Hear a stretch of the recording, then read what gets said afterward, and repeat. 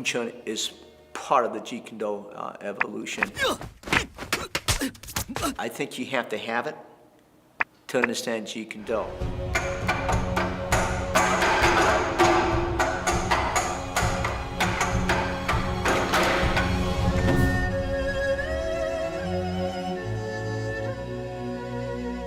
Well, without Yip Man, there would never been Bruce Lee.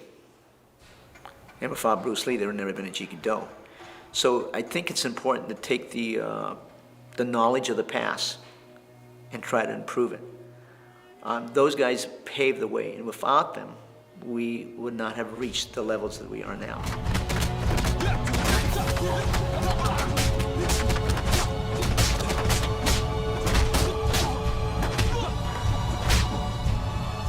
Each pioneer adds to the knowledge that we have now. And I think that's why in the Asian society that they looked up to the instructors so much. I trained with other Wing Chun people because I really wanted to see how Wing Chun was taught. So I trained, I have 9 Wing Chun teachers. James Lee makes 8 and Bruce Lee makes 9. Oh, he was young, talented, wise for his age. At the Bruce Lee at that time period, well, might be a little bit on the cocky side at that time period. But he was definitely well-schooled and knowledge beyond his years. He had a high respect for Yip Man, but I was told because he wasn't pure Chinese that sometimes he didn't want to teach Bruce Lee in front of students, so he assigned William Chung and Wang Chung Leong to teach him. And then as time went on, when he came to the United States, he started to evolve on his own, but he had a high respect for Yip Man. There was definitely could see a love there. He knew there was a certain range where Wing Chun worked very effectively, and he knew there was a certain range that Wing Chun didn't work. He says Wing Chun works real well in the bathroom.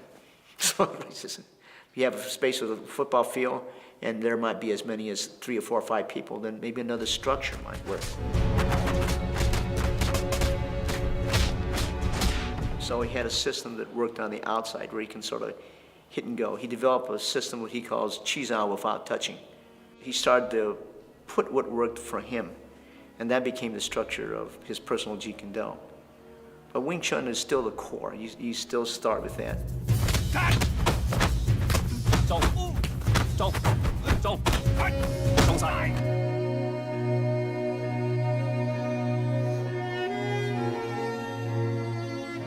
Okay, so the structure in the JKD, we learn to go against right versus right. We learn to go against left versus left, and right versus his left, and left versus right. So pretty much he's still, if he punches and I move, this is block. So it's very much like the Wing Chun structure, 1, 2, and 3. So the basic is, this is 1. Okay? There's another one on the inside. Another one is 2 hits. Okay? One is split entry and move out. But you can move in any different range, and this is pretty much him. So usually, when he punches that hand, we hit. Okay, he shifts to the other side. You can do the same structure on that with the rear hand as you can the front hand. So if you can have one hand in, you can also do it for the rear hand. One hand in, one hand out. If you go in, you come out with the finger jab. On this side, you come out with the finger jab.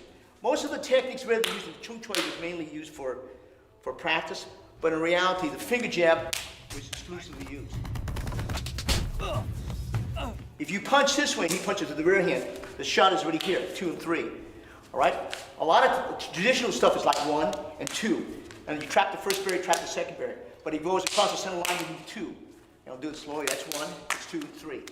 The bridging is the thing that makes the difference in the JKD. A lot of the bridging is from here, 1, 2.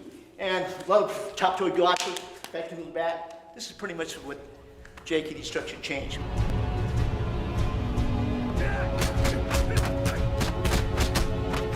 I have a Wing Chun teacher by the name of Sifu Francis Fong that has worked with me, and he comes in here regularly for the last 11 years giving us Wing Chun material.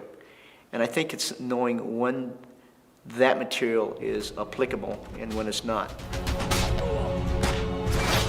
But definitely it should be taught. That should be part of the education. The sensitivity you receive from Chizao, the trapping, I think is very good. The short range punching definitely should be taught, but I can't really agree that it would be the only system that you can use. But it could be a system that might throw a system out that's not used to that type of structure. I liked it, you know, and when you study something, sometimes you go away from it, and then you come back to it with new eyes. But definitely, I think it's a real great system.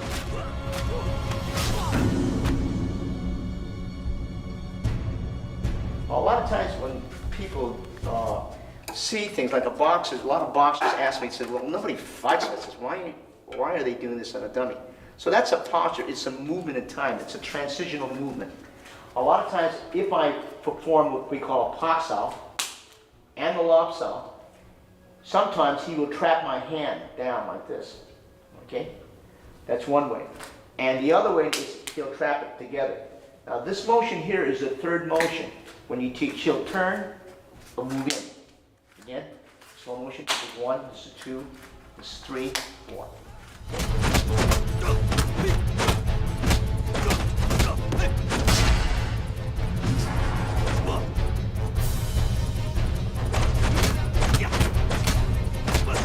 A lot of times you will see this.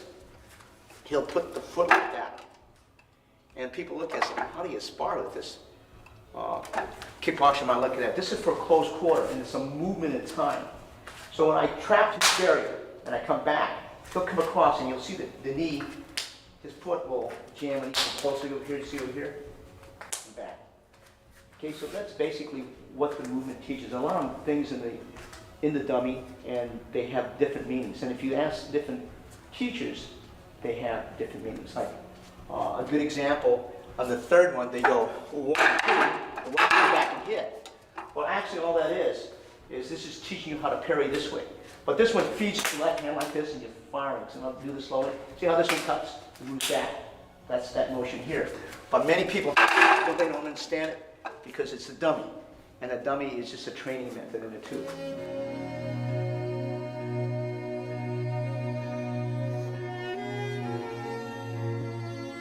This is set 3 in Wing Chun. Okay.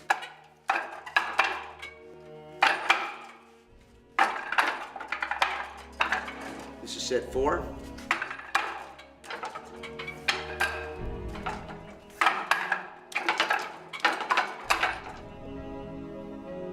And this is set number 5 in Wing Chun.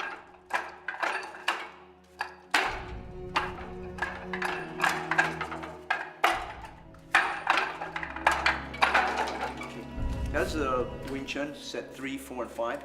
Now what I'd like to have him do is just do set 5 in JKD. Traditionally, these were not taught in order in the structure. Notice the distance he's coming in, breaking in.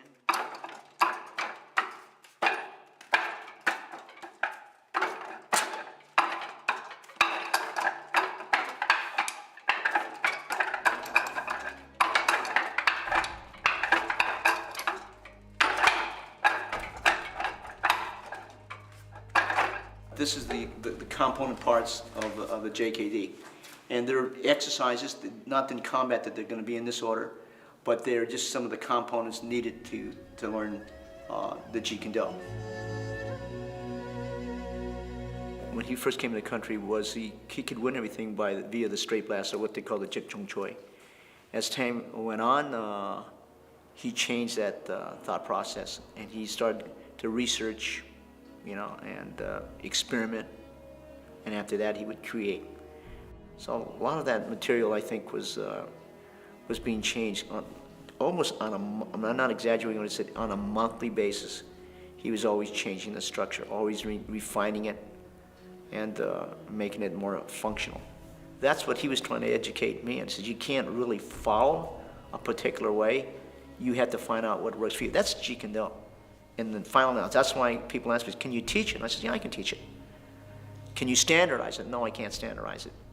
Because you can standardize by principle and concept, but it still has to fit the individual. You can't force a person, you know. There's certain type of skills and limitations we have with the body, so you have to fit it.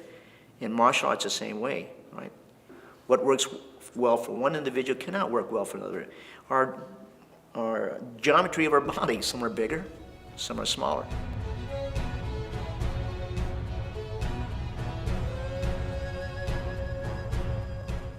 So I'm going to put you, this structure here can be right to right, which is like that. It can be taught left to left. It can be taught right to left, and it can be taught left to right. So what I'm going to have you do is, so the low jab, low, and you back this. Go out to the kicking range, we'll hold it. That's usually the first drill. This will teach you hand range, okay, to kicking range. All right. The next one is you go to this position. You throw the rear punch, you hook, you cross, kick. This is to teach you to go from trapping range to hand range out to kicking range. Now the next one, if you go trapping range to kicking range to hand range to kicking range. Now, where we go into the Wing Chun structure is when once we have the hand answer like that, he'll come across and he'll grab, and he'll back fist, and he'll go 1, 2, 3.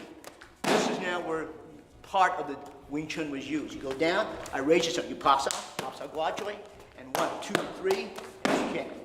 And if you chop joy, okay, come up, pops out, double pops out, come back, hit, and 1, 2, 3, out to the kicking range. That's pretty much with JKD, and concise. Because this is already hand range. He might defend like this, if he's a karate man. He might defend like this, if he's a karate man. Boxers might defend like this. Only thing, usually they're in a left lead. We learn how to do this right lead and left lead. So if I respond with my front hand, he hits with the back fist. Notice that he traps that barrier, comes back, and now he goes out to the kicking range, right? Because the man went. Now the other range is he stays. Now this is more of a Western boxing approach, going out to the kicking range. This one now, he's in trapping range, but I move out to kicking range, hand range, and then kicking range. Okay? Now this one now, because maybe I can't back up, I respond with the rear hand, and then 1, 2, 3, and then back. The other one, he responds here, but my hand goes up. He traps the first barrier, second barrier, and 1, 2, 3, and then back. The other one, if you could see closely, see the trap is right here? He's trapped on the inside. I respond, 1, 2, 3. In a nutshell, that's JKD. That's Bruce Lee. He was always changing the structure, and every time he changed it, it was for the better. Without Yip Man, there would never been Bruce Lee. Without them, we would not have reached the levels that we are now.